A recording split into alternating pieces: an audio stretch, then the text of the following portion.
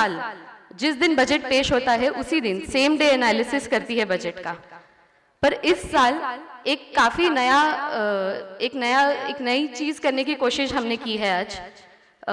अंग्रेजी में कहते हैं कि the illiterate of the future is not the man who can not read but the man who can not learn.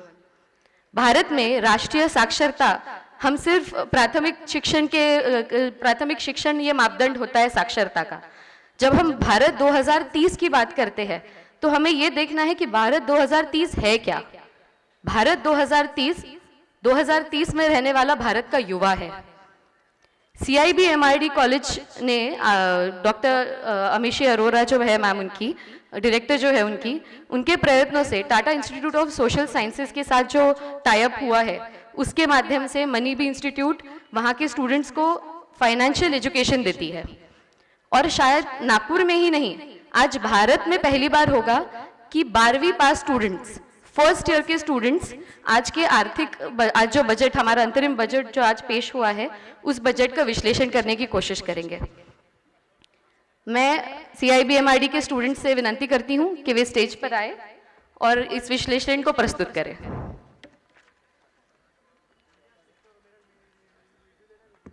Students, अगर आपके बाजू में कोई सीनियर सिटीजन खड़ा है तो प्लीज़ अपनी सीट उनको दे दीजिए नए चेयर्स आने तक। अगर स्टूडेंट्स के बाजू में कोई सीनियर सिटीजन खड़े हैं तो अपनी चेयर उनको दे दीजिए।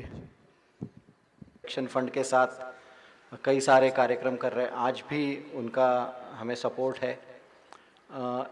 आपने जो पहले जो वीडियोस चले थे उसमें एक बात ये कही थी कि 5वीं और 8वीं कक्षा के बच्चों को गणित नहीं आता हिंदुस्तान में, और ये बहुत चिंता का विषय है।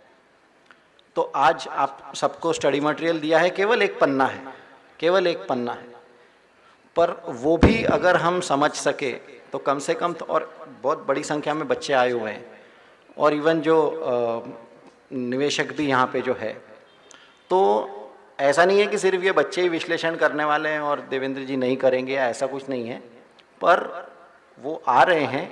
और जब हम इंडिया 2030 कहते हैं, ये सही में एक हिम्मत की बात है। यार वर्तिया सगे, ये सही में इन बच्चों के लिए एक हिम्मत की बात है और आप सबसे विनंती है कि इन्हें संभाल लें, जैसा आपने मनी बी को इतने वर्षों से संभाल लिया है।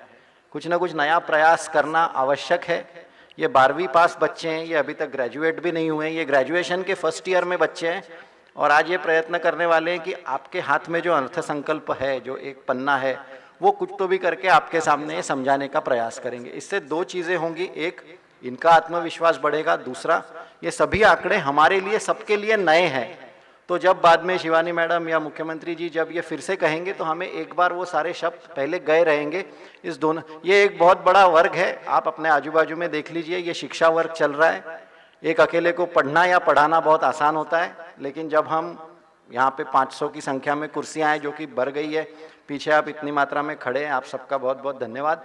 पर जब हम इतनी बड़ी संख्या में अगर कुछ प्रयास करने की कोशिश करते हैं तो स्वाभाविक है कि गति थोड़ी सी धीमी होगी और हमें एक दूसरे को संभाल लेना पड़ेगा। तो आप सबका स्वागत भी, आप यहाँ पे आए, आप सबका धन्यवाद भी, आप यहाँ पे आए, और अभी आप सबसे विनंती है कि हमारे बच्चों को संभाल लीजिए। अगर उनसे कुछ गलती होती है, ये प्रयास कर रहे हैं और ये प्रयास के लिए इनकी प्रशंसा है। चलो स्टार्ट।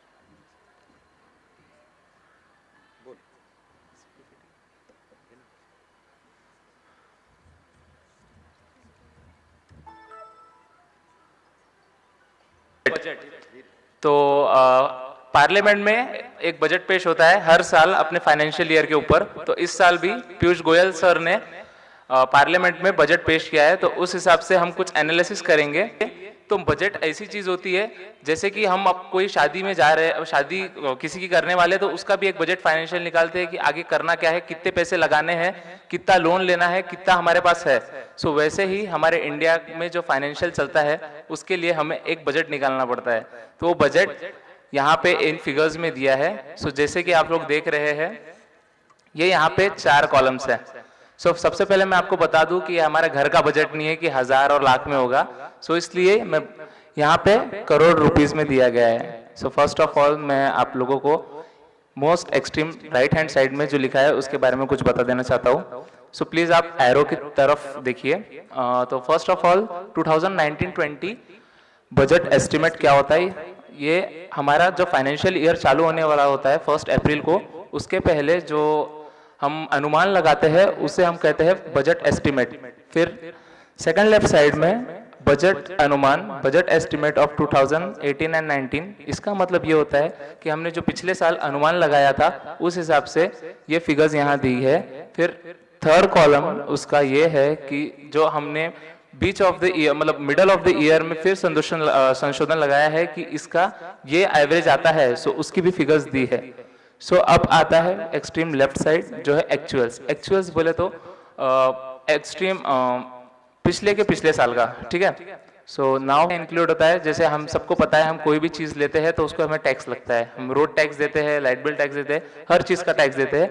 तो ये हर एक चीज़ का टैक्स हमें गवर्नमेंट को देना पड़ता है और वो गवर्नमेंट की यहाँ सैलरी हो जाती है कि ये उनको बिना कोई असेट बेचे उनको पैसे मिलते हैं। सो उसका फिगर है 17,05,046 करोड़ रुपीज़। सेकेंड वन हम आते हैं non tax revenue. Non tax revenue मतलब जो गवर्नमेंट को डिविडेंड्स मिलते हैं या फिर हम बोल सकते हैं बैंक से जो पैसे मिलते हैं उसे हम नॉन टैक्स रेवेन्यू बोलते हैं। सो नॉन टैक्स रेवेन्यू की इस साल की फिगर पीयूष गोयल सर ने दी है पार्लियामेंट में 2,72,647 करोड़ रुपीज़। सो अब आगे का समझाने के लिए मैं मेरी कलीग विधि अग्रवाल को बुलाना चाहूँगा। चलिए, आप सबके पास पेज दिया हुआ है। I will quickly revise. 4 columns होते हैं, तो सबसे राइट वाला अगर आप कॉलम देखेंगे आपके हैंडआउट में, वहाँ पे दिया है 2019-20 का बजट एस्टिमेट्स। ये वो आंकड़े हैं जो भारत सरकार कह रही है आने वाले एक वित्तीय वर्ष के, ये आंकड़े उन्होंने हमें दिए हैं। तो आप देख सकते हैं एक आंकड़ा है सबसे ऊपर आपको दिखेगा 1977,693। यह आंकड़ा हम पढ़ेंगे कैसे? 19,77,693 करोड़। ये भारत सरकार का कहना है कि हमें टैक्स रेवेन्यू रिसीट्स के माध्यम से हमें 19,77,693 करोड़ रुपए आने वाले साल में आएंगे, यानी इस वित्तीय वर्ष में आएंगे। जैसा आज के बजट एस्टिमेट्स हैं वैसे ही पिछले साल भी बजट एस्टिमेट्स दिए थे। इसलिए आपके कॉलम में अगर आप देखेंगे 2018-19 का बजट एस्टिमेट दिया हुआ है। ये वो आंकड़े हैं जो पिछले वर्ष वित्त मंत्री ने बजट में बताए थे कि वो एक्सपेक्ट कर रहे थे कि 17,25,000 काय झालं? हाँ, तो आपके पास जो पेपर्स दिए हैं उसमें आंकड़ा दिया है 1977,693। इसका मतलब है भारत सरकार का ये अनुमान है कि आने वाले वित्तीय वर्ष में 19-20 में 19 न्यू रिसीट, ये 2 प्रकार के रहेंगे, टैक्स रेवेन्यू और नॉन टैक्स रेवेन्यू। भारत सरकार को जो भी पैसा टैक्सेस के माध्यम से आता है वो तो हम सब जानते हैं, लेकिन भारत से यहाँ पे जितने भी बच्चे हैं ये सब आपके इंटरव्यू के लिए बहुत काम के प्रश्न है। आप ये सब अगर प्रश्नों को इस तरह से जवाब, कई बार तो जो आपको प्रश्न पूछेंगे उन्हें भी ये सारी चीज़ें पता नहीं रहेगी, आप इस तरह से अगर जवाब देंगे तो अगर आप जॉब करना चाहते हैं तो आपका जॉब पक्का। बोलना, हक से बोलना, मनी भी से सीख के आए। नॉन टैक्स रेवेन्यू भारत सरकार का क्या रहेगा? हम एक शब्द सुनते हैं पीएसयू। पीएसयू यानी ओएनजीसी, एचपीसीएल, बीपीसीएल, ये जो भी सारी कंपनीज हैं, ये जब भारत सरकार को डिविडेंड देती है तो वो टैक्स भी नहीं है लेकिन वो भारत सरकार के लिए रेवेन्यू भी है, रेवेन्यू रिसीट भी है। तो ऐसे सारे आंकड़े नॉन टैक्स रेवेन्यू में आते हैं।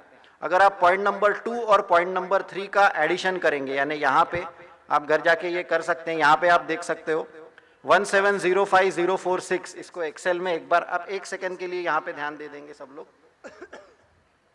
हमारा पॉइंट नंबर 2 है non tax net to the centre tax revenue 17,05,046, 17,05,046 और उसमें 272647। तो अगर हम इन दोनों का एडिशन करेंगे तो ये लगभग 1977,693 ये फिगर आता है। तो कहने का तात्पर्य ये है कि टैक्स रेवेन्यू और नॉन टैक्स रेवेन्यू दोनों मिला के जो भारत सरकार को जाता है उसको रेवेन्यू रिसीट्स कहते हैं। ये भारत सरकार के लिए सबसे इंपॉर्टेंट है। ये आपके मेरी भाषा में अगर कहना है तो हमें जो महीने की सैलरी मिलती है ये वो है, और हम यही चाहेंगे कि ये ज़्यादा से ज़्यादा होनी चाहिए। तो ये पहला पार्ट था।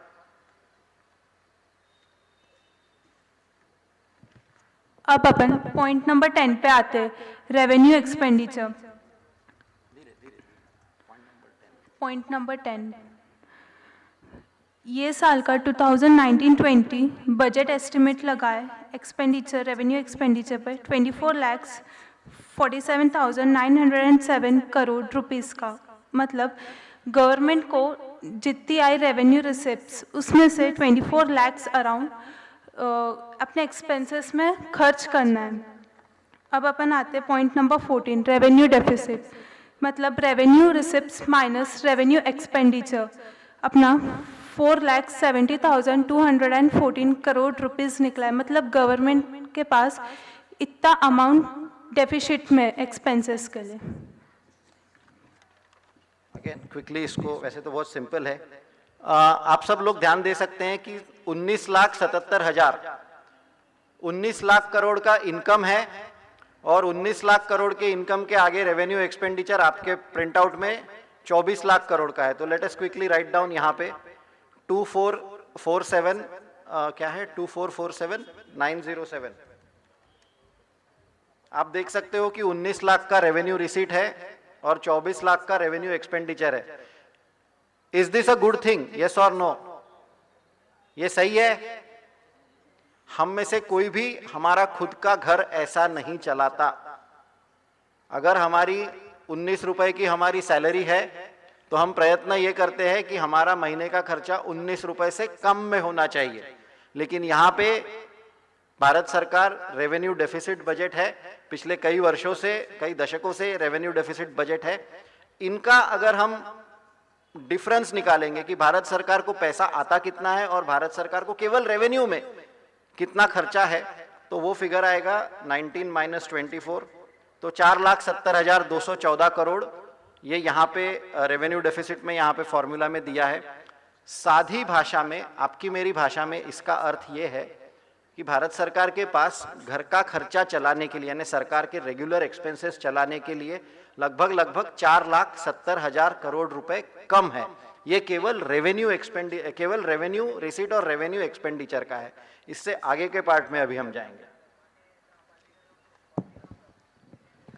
अब हम देखेंगे कैपिटल एक्सपेंडिचर। कैपिटल एक्सपेंडिचर मतलब खर्चा करना होता है। कैपिटल एक्सपेंडिचर मतलब वो होता है जहां हम अपने असेट्स क्रिएट करते हैं और उन असेट्स से कुछ आगे आने वाले सालों में हमें प्रॉफिट मिल सकता है। तो अगले साल का जो एस्टिमेट हुआ था वो 3,36,000, ये पॉइंट नंबर 13 है। जो अगले साल का एस्टिमेट हुआ था वो 3,36,293 करोड़ रुपीस था। ओके, पॉइंट नंबर 13, तो हम अब तक यहाँ पे आए कि रेवेन्यू जो नॉर्मल सरकार चलाने को जो खर्चा है वो 4,70,000 करोड़, ये वैसे ही कम है। और इसके अलावा पॉइंट नंबर 13 अगर आप देखेंगे तो 336,293 लिखा हुआ है, ये भी यहाँ पे लिख लेंगे। ये क्या है? ये है कैपिटल एक्सपेंडिचर। कैपिटल एक्सपेंडिचर यानी कौन सा खर्चा? जो रास्ते बनाने में आप जो देखते हैं, जो रोड्स बन रहे हैं वो रोड्स के लिए पैसा लगता है। एम्स बन रहे हैं, नागपुर में IIM आया हुआ है, पोर्ट्स बनते हैं, एयरपोर्ट्स बनते हैं, स्कूलें बनती हैं। भारत सरकार का जो भी कैपिटल या डिफेंस के अगर कोई खरीदना होता है कुछ, तो ये जो भी होता है ये सब कैपिटल एक्सपेंडिचर का पार्ट रहेगा। और वो खर्चा ऐसा है कि जो सरकार को करना ही पड़ेगा।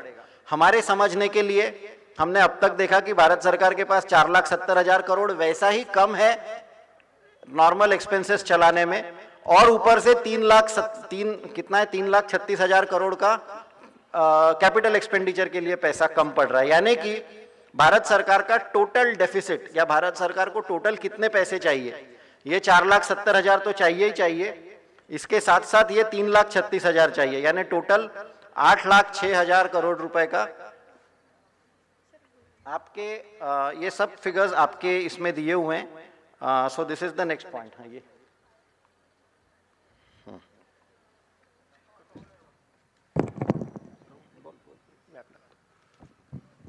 Good evening, मोनालाल present year. आप पॉइंट नंबर 9 पे आ जाइए। Total expenditure. टोटल एक्सपेंडिचर यानी क्या? टोटल एक्सपेंडिचर यानी size of budget. Size of budget आप कॉलम नंबर 4 पे आ जाइए और वहाँ पे देखिए 27,84,200 करोड़।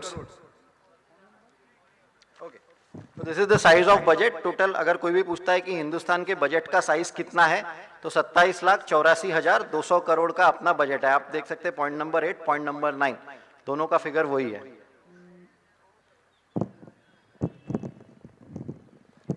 अभी अपन देखते हैं point number 4, capital receipt. Capital receipt it means क्या होता है कि जो गवर्नमेंट अपने असेट्स बेच के जो इनकम जनरेट करती है उसको कैपिटल रिसिप्ट बोलते हैं। तो वो पॉइंट कॉलम नंबर 4 में देखिए, कैपिटल रिसिप्ट से 8,06,507 करोड़ रुपीस वो कहाँ से जनरेट होती है? उसमें आएंगे recovery of loans, other receipts and borrowing and other liabilities. वो क्या होती है? गवर्नमेंट को खर्चे करने के लिए पैसे कम गिरते हैं, तो वो कहाँ से तो फिर लोन लेंगे, तो वो लोन लेंगे तो उनको कम कितने गिर रहे हैं? 7,03,999 करोड़ रुपीस। तो वो लोन लेते हैं, उसको बोलते हैं फिस्कल डेफिसिट। फिस्कल डेफिसिट का पॉइंट है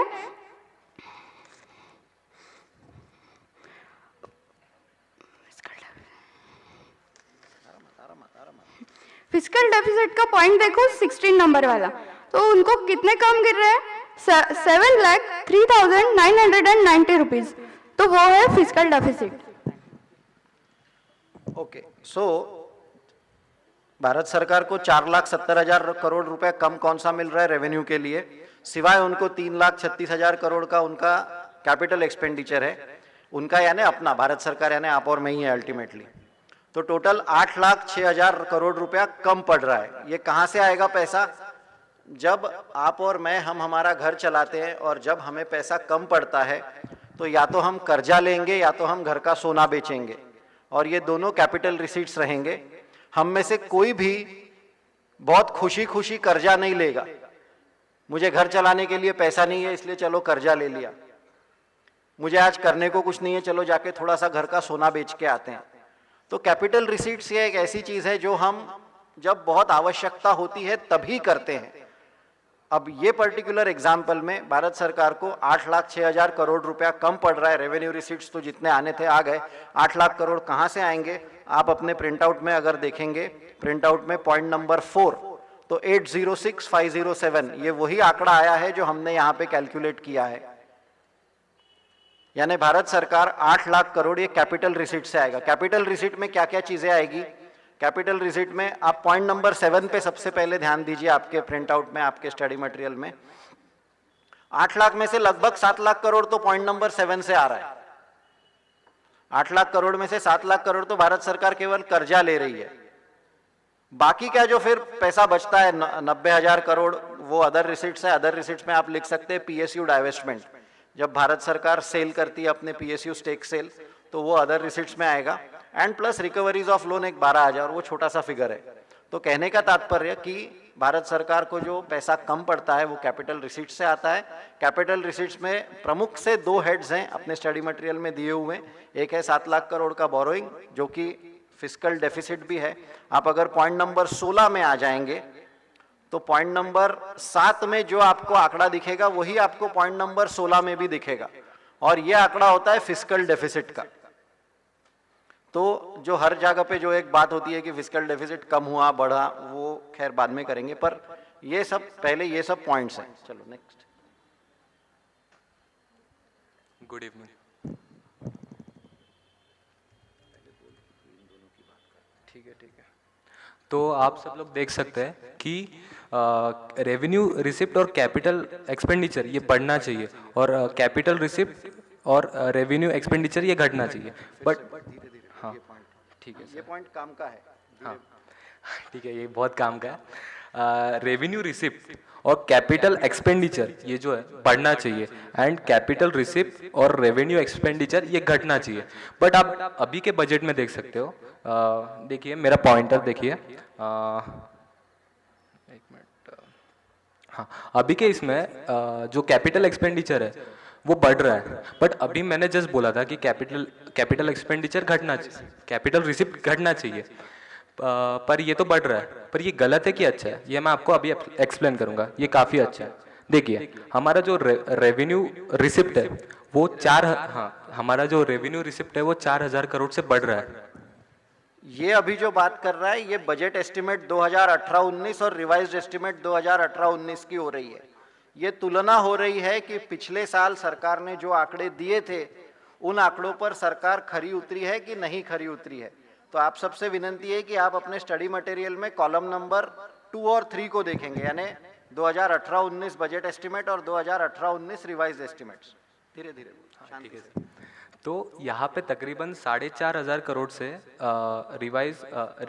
रेवेन्यू रिसिप्ट्स बढ़ रही है, और आप नीचे जाएंगे तो जो रेवेन्यू एक्सपेंडिचर है वो 1,000 करोड़ से घट रहा है। ठीक है, तो हम इसका क्या करेंगे, हम इसकी एडिशन करेंगे। अप्रॉक्स में इसकी एडिशन आएंगी 6,000 करोड़। तो आप देख सकते हैं अभी कैपिटल एक्सपेंडिचर जो है ये हमारा 3 लाख करोड़ से बढ़ के 16,000 करोड़ से बढ़ा है। तो क्या हुआ है, तो ये जो 6,000 करोड़ है ये हम 16,000 करोड़ से माइनस करेंगे, कितने आएंगे 10,000 करोड़। और ये जो 10,000 करोड़ है ये हमने यहाँ पे ऐड किया है। इसका मतलब ये इसलिए कैपिटल रिसिप्ट ये बढ़ा है। तो इसका मतलब ये नहीं कि गलत है, ये बहुत अच्छा हुआ है। Thank you. इसका पॉइंट सबसे इंपॉर्टेंट था लेकिन ये बराबर बता नहीं पाया। आप सब लोग बजट एस्टिमेट्स अगर आप देखेंगे, रेवेन्यू रिसीट था, ये सबसे इंपॉर्टेंट पॉइंट है, थोड़ा सा ध्यान देंगे। रेवेन्यू रिसीट वो होता है जो हमें सैलरी के तौर पे आएगा हमारे, इसमें हम चाहेंगे कि वो ज़्यादा से ज़्यादा रहना चाहिए। यदि आप तुलना करेंगे तो सरकार ने पिछले साल कहा था कि 17,25,000 करोड़ रुपया उनको रेवेन्यू रिसीट में मिलेगा, लेकिन आप देख सकते हो कि उनको 17,29,000 करोड़ मिला है। आप ये दो फिगर्स पे थोड़ा सा ध्यान देंगे तो 17,25,000 करोड़ आना चाहिए था, लेकिन 17,29,000 करोड़ आया है। ये अच्छा है कि खराब है? Everybody please, is this good और बैड? It is good. 17,25 आना चाहिए था लेकिन 17,29 आया है। इसका मतलब यह है कि 4,000 करोड़ ज्यादा आया, यस और नो? एकदम सिंपल है। 17,25 आना चाहिए था, 17,29 आया, यानी 4,000 करोड़ सरकार के पास ज्यादा आया, यस और नो? चलिए आगे जाते हैं। खर्चा कम होना चाहिए कि ज्यादा होना चाहिए? कम। आप पॉइंट नंबर 10 में आएंगे अपने स्टडी मटेरियल में, तो आप देख सकते हो कि 21,41,000 करोड़ बताया था, लेकिन 21,40,000 करोड़ हुआ है। यानी जितना खर्चा बताया था उससे कम हुआ है। कितना कम हुआ है? लगभग 1,000 करोड़। कहने का तात्पर्य कि जो आने वाला पैसा है वो 4,000 करोड़ से ज्यादा आया है, जो जाने वाला पैसा है वो 1,000 करोड़ से लगभग कम गया है। इसका मतलब सरकार ने 5,000 करोड़ बचाए, यस और नो? एकदम सिंपल है, यस और नो? अब अगर यहां तक हम समझ गए तो और आगे जाएंगे। आप प्लीज पॉइंट नंबर 13 पे आएंगे आपके स्टडी मटेरियल में, वहां पे लिखा है कैपिटल एक्सपेंडिचर। पिछले साल भारत सरकार ने कहा था कि हम 3 लाख करोड़ का कैपिटल एक्सपेंडिचर करेंगे, लेकिन उन्होंने एक्चुअल में 3,16,000 करोड़ का कैपिटल एक्सपेंडिचर किया। यह अच्छा है कि बुरा है? इज दिस गुड और बैड? अच्छा, कैपिटल एक्सपेंडिचर वो एक्सपेंडिचर होता है, आपकी मेरी भाषा में अगर बात करनी है, आप 100 रुपए की एफडी लगाना पसंद करेंगे या 200 रुपए की? एफडी ज्यादा से ज्यादा होनी चाहिए या कम से कम? म्यूचुअल फंड में इन्वेस्टमेंट आप ज्यादा करना पसंद करेंगे कि कम? ज्यादा। तो कैपिटल एक्सपेंडिचर वही एक्सपेंडिचर होता है कि जिससे कोई एसेट क्रिएशन होता है, और हर कोई हम में से यही चाहेगा कि ज्यादा से ज्यादा एसेट क्रिएशन हो। और यहां पे आप आंकड़े देख सकते हैं कि उन्होंने 3 लाख करोड़ कहा था, लेकिन 3,16,000 करोड़ का उन्होंने कैपिटल एक्सपेंडिचर किया है। यानी इन आंकड़ों से यह दिखता है कि भारत सरकार ने कैपिटल एक्सपेंडिचर जितना बताया था उससे ज्यादा किया है। एसेट जितने बनाने का उनका प्रयोजन था उससे ज्यादा हुआ है। तो अगला प्रश्न यह आता है कि 16,000 करोड़ ज्यादा के पैसे आए कहां से? हमने अभी 5,000 करोड़ का हिसाब लगाया कि जो 4,000, देखिए ये पॉइंट इंपॉर्टेंट है, जो 4,000 करोड़ रुपए भारत सरकार को रेवेन्यू रिसीट में ज्यादा आए, जो कि उन्होंने सोचा नहीं था कि आएंगे, वो उन्होंने कैपिटल एक्सपेंडिचर में लगाए। ऐसे ही आंकड़े बताते हैं। जो 1,000 करोड़ खर्चा कम किया वो कैपिटल एक्सपेंडिचर में लग गया। तो तो जो 16,000 करोड़ ज्यादा लगा है उसमें से 5,000 करोड़ का हिसाब लग गया। अब बचा 11,000 करोड़ कहां से आया? आप अगर कैपिटल रिसीट पॉइंट नंबर 4 में अगर आप आएंगे, आप पॉइंट नंबर 4 पे अगर आएंगे तो पिछले साल उन्होंने ये सोचा था कि 7,16,000 करोड़ का खर्चा कैपिटल रिसीट रहेगा, लेकिन कैपिटल रिसीट 7,27,000 करोड़ का हुआ है। यानी जो कर्जा लेने वाले थे उससे ज्यादा कर्जा लिया है, लेकिन ये वही 10,000 या 11,000 करोड़ है जो कैपिटल एक्सपेंडिचर में हुआ है। कहने का तात्पर्य, भले ही आंकड़ा बड़ा है लेकिन वो रेवेन्यू एक्सपेंडिचर में नहीं गया है, वो कैपिटल एक्सपेंडिचर में गया है, यानी कि एसेट क्रिएशन में गया है, ना कि सरकार के खर्चे चलाने में। इन आंकड़ों के ऊपर से ये पहले पता चलता है। तेरा पार्ट मैंने बोल दिया, हाँ चल फिर भी बोल दे।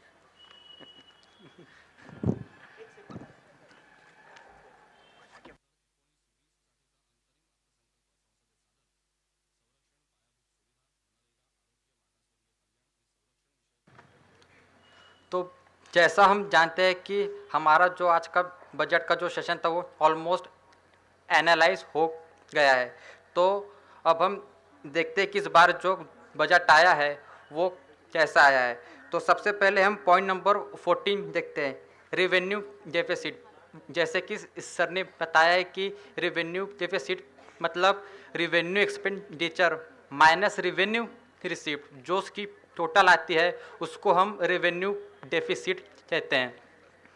अगर मैं प्रीवियस बजट का रेवेन्यू डेफिसिट अगर मैं उठाकर देखूं और इस बार जो नए फिनेंशियल ईयर का जो रेवेन्यू डेफिसिट आया है, अगर उन दोनों को मैं कंपेयर करता हूं तो इससे ये समझ में आता है कि इस बार कहीं ना कहीं गवर्नमेंट ने रेवेन्यू डेफिसिट को कंट्रोल किया है। पॉइंट नंबर कौन सा बोल रहा है? 14 बताना। पॉइंट नंबर 14 पे बात कर रहे हैं हम रेवेन्यू डेफिसिट में। तो हमने जब प्रीवियस बजट और इस साल जो इस नए फिनेंशियल ईयर के बजट के रेवेन्यू डेफिसिट को जो हमने कंपेयर किया तो हमको ये समझ में आ रहा है कि इस बार गवर्नमेंट ने रेवेन्यू डेफिसिट को कंट्रोल किया है, जो कि हमारे लिए अच्छी बात है। अब हम नेक्स्ट पॉइंट पे बात करेंगे जो कि पॉइंट नंबर 16 फिस्कल डेफिसिट। जैसे कि बताया है कि खर्च करने के लिए हमने जो बोरोइंग की है, जो हमने लोन लिया है उसका, तो उससे हमारी लाइबिलिटीज़ भी बड़ी होगी। तो जो हमने बोरोइंग की है उसी को हम फिस्कल डेफिसिट कहते हैं। और अगर मैं प्रीवियस बजट और इस साल के नए फिनेंशियल ईयर के बजट के अगर मैं फिस्कल डेफिसिट को कंपेयर करता हूं तो पिछले बार के बजट के मुकाबले में इस बार फिस्कल डेफिसिट बढ़ा है। लेकिन फिस्कल डेफिसिट बढ़ने का कारण ही ये है कि इस बार गवर्नमेंट ने कैपिटल एक्सपेंडिचर को बढ़ाया है, और हम जानते हैं कि कैपिटल एक्सपेंडिचर का बढ़ना हमारे लिए अच्छा होता है। तो कैपिटल एक्सपेंडिचर को बढ़ाने के कारण हमारा इस बार बजट में फिस्कल डेफिसिट बढ़ा है। तो हम जो चाहते थे कि हमारा रेवेन्यू एक्सपेंडिचर कम होना चाहिए, तो वो इस बार बजट में कम आया है, जो कि हमारे लिए अच्छा है। और हम चाहते थे कि हमारा कैपिटल एक्सपेंडिचर बढ़े, जो कि इस बार के बजट में बढ़ा है, जो हमारे लिए अच्छा है। तो अगर हम ओवरऑल इस बजट को देखते हैं तो हम ये कह सकते हैं कि इस बार जो बजट आया है वो काफ़ी अच्छा बजट आया है और अच्छे डायरेक्शन हुए हैं। Thank you. ये सभी बच्चों के लिए, एक बार सभी 12वीं के बच्चों के लिए ये इनकी हिम्मत की दाद देनी चाहिए। हिम्मत की दाद इसलिए भी देनी चाहिए कि कार्यक्रम शुरू होने के पहले उन्होंने डिक्लेयर कर दिया कि बजट एनालिसिस खत्म हो गया करके। अभी तक मुख्यमंत्री, हाँ जी, अरे नहीं, हाँ आपने जो बात कही है उसको मैं सकारात्मक रूप से अवश्य कहूंगा। ध्यान दीजिए, नागपुर ने एक मुख्यमंत्री और एक केंद्रीय मंत्री दे दिया है। अगर आप इन बच्चों पे भरोसा करेंगे तो ये 6 वित्त मंत्री अगले 10 साल में आने वाले हैं। ये हम कर सकते हैं। गलतियां करेंगे, बिल्कुल गलतियां करेंगे, इसमें कोई दो राय नहीं है, पर कम से कम प्रयास तो हो रहा है। जब तक सॉरी नहीं नहीं नहीं नहीं नहीं नहीं नहीं नहीं नहीं, ये राजकीय कार्यक्रम नहीं है। और जब नेता आएंगे तब आप बोलिए। एक मिनट, बजट हमारे पास समय है तो उसका सदुपयोग करेंगे। बहुत सी ऐसी चीज़ें हैं जो बजट में वैसे बात नहीं होगी। देखिए, हम सबके लिए टैक्स का 5 लाख हो गया या ये सारी चीज़ें वैसे भी सब जगह से पता चलेगी, उन पे बात नहीं। कुछ और जो जब तक समय है, जब तक माननीय मुख्यमंत्री जी नहीं आते तब तक 2-3 चीज़ें जो है जो बजट में ये सारी, हाँ, आप अगर वेबसाइट पे जाएंगे indiabudget.nic.in, अगर आप वेबसाइट पे जाएंगे indiabudget.nic.in तो ये सारे के सारे आप खुद डाउनलोड कर सकते हो। ये सारा का सारा डेटा फ्री में अवेलेबल है और ये सारा का सारा विश्लेषण, ये आज का कार्यक्रम भी हम लोग वीडियो रिकॉर्ड हो रहा है, ये भी यूट्यूब पे अपलोड हो जाएगा। तो आप बजट के बाकी के आंकड़े यहाँ से डाउनलोड कर सकते हो। एक इम्पॉर्टेंट पॉइंट यहाँ पे ये है कि ये जो रेवेन्यू डेफिसिट की बात करी अभी, रेवेन्यू डेफिसिट का सादी भाषा में, आपकी मेरी भाषा में अर्थ ये होता है कि आमदनी अठन्नी खर्चा रुपया, और आमदनी अठन्नी खर्चा रुपया नहीं होना चाहिए। तो बजट के आंकड़े अगर आप डाउनलोड करेंगे तो आपको दिखेगा पिछले कई वर्षों में हिंदुस्तान का, और ये इसलिए महत्वपूर्ण है क्योंकि पिछले 15 दिनों में, अगर आपने वर्तमान पत्र पढ़े होंगे, नहीं पढ़े होंगे तो कृपया आप पढ़िए। पिछले 15 दिनों में एक समाचार आया था कि हिंदुस्तान का डेट जो है वो हद से बाहर हो गया, 50% बढ़ गया, कर्जा 50% से अधिक बढ़ गया। आप यहाँ पे देख सकते हो, कर्जा बढ़ा एक बात है, लेकिन उसका अगर as a percentage of GDP आप देखेंगे तो वो धीरे धीरे कम हो रहा है। कहने का तात्पर्य, हमारा देश या हमारे देश के जीडीपी की गति जिस तरह से बढ़ रही है, उस तरह से जो फिलहाल की कंडीशन है वो और अच्छी हो, निश्चित रूप से हो सकती है, पर वो अच्छे होने के दिशा में जा रही है, ये आंकड़े हमें बताते हैं। ये है डेफिसिट का क्या कहते हैं उसको, जो पार्ट है। आपके स्टडी मटेरियल में एक बहुत इंपॉर्टेंट पॉइंट है जो छूट गया। आप काय सांग ना, श्रवण कुठे काय? ओके, कई सारे सीनियर सिटीजन्स खड़े हैं। बच्चों से विनंती है, लड़कों से एटलीस्ट, कि प्लीज़ खड़े हो जाए और देखो मत इधर उधर। जो भी कॉलेज स्टूडेंट होंगे, लड़के होंगे, प्लीज़ खड़े हो जाओ। अगर बेसिक चीज़ें ही नहीं सीखे तो ये फाइनेंस सीख के कोई मतलब नहीं है। प्लीज़ थोड़े से बच्चे खड़े हो जाओ। और अगर कोई लड़कियां खड़ी हैं और अगर कोई सीनियर सिटीजन्स खड़ी है तो आप खुद जाके प्लीज़ उनको बैठने को बोलो। और आपको खड़ा रहना, इसका मतलब ये नहीं है कि पीछे के पीछे बाहर जाना है। बच्चों को कई बार लगता है कि लास्ट बेंच पे खड़े किसी को दिखता नहीं है, लेकिन यहाँ से आपको बता सकता हूँ मैं कि सबसे ज़्यादा नज़र लास्ट बेंच पे ही जाती है। इसलिए मस्ती करना है तो फर्स्ट बेंच पे बैठो।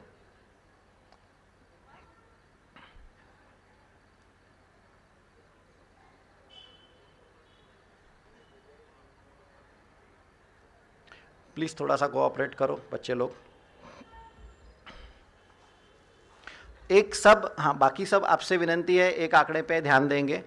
आपके स्टडी मटेरियल में पॉइंट नंबर 11, आपके स्टडी मटेरियल में पॉइंट नंबर 11, हम कितना, अगर कर्जा लिया है तो ब्याज भी तो देना पड़ेगा। अगर कर्जा लिया है तो ब्याज भी देना पड़ेगा। तो भारत सरकार कितना ब्याज देती है? 6,65,000 crore. What is the interest payment? 6 lakh crore. अब आप इसकी तुलना करेंगे पॉइंट नंबर 4 से। हम कर्जा कितना लेते हैं? 8 लाख करोड़। यानी कि भारत सरकार 8 लाख करोड़ का कर्जा लेती है और उसमें से 6 लाख करोड़ इंटरेस्ट पेमेंट में जाता है। जो भी थोड़ा बहुत भी धंधा जानता होगा वो बोलेगा इसको कोई मतलब है। आप क्यों कर्जा ले रहे हो? ब्याज देने के लिए कर्जा ले रहे हो। अगले साल क्या होगा? इस साल जो कर्जा लिया है उसके ऊपर फिर से आपको ब्याज देना पड़ेगा। यस और नो? एकदम कॉमन सेंस। इसको नाम दिया गया है इकोनॉमिक्स में डेट ट्रैप। आप एक न्यूज़ पढ़ते होंगे कि अमेरिका में शटडाउन चल रहा है। ये सब इससे संबंधित विषय है, लेकिन आज हम इसमें डीप में नहीं जाएंगे। कुछ न्यूज़ जो आपने पढ़ी होंगी, जैसे कि ग्रीस बहुत प्रॉब्लम में आ गया, पोर्टुगल बहुत प्रॉब्लम में आ गया, इटली बहुत प्रॉब्लम में आ गया because of the debt. China का डेट टू जीडीपी ये लगभग 150% है, उसकी तुलना में हिंदुस्तान का डेट टू जीडीपी ये लगभग 70% के आसपास है, और कम होना चाहिए, बट वी आर एट 70%। ज़्यादा डेट लेने से क्या होता है, और दो आपको उदाहरण पढ़ने के लिए है, माननीय मुख्यमंत्री जी आ गए, और दो उदाहरण जो है वो वेनेजुएला और जिम्बाब्वे के हैं। यहाँ पे हाइपर इन्फ्लेशन है। कुछ ऐसे देश हैं कि जो चाहते हैं कि उनके देश में इन्फ्लेशन बढ़े, जैसे कि अमेरिका हो गया या जापान हो गया, और कुछ देश ऐसे हैं वेनेजुएला, श्रीलंका, जिम्बाब्वे, इन पे हाइपर 2 लाख%, 3 लाख% का इन्फ्लेशन है। तो ये दोनों एक्सट्रीम्स के बीच में कहीं तो भी अपना देश है, भारत है, जो जिसमें अभी प्रॉब्लम ये चल रही है कि इन्फ्लेशन इतना कम हो गया है कि जिसकी वजह से किसानों का इनकम कम हो गया, और उसके ऊपर फिर आज के बजट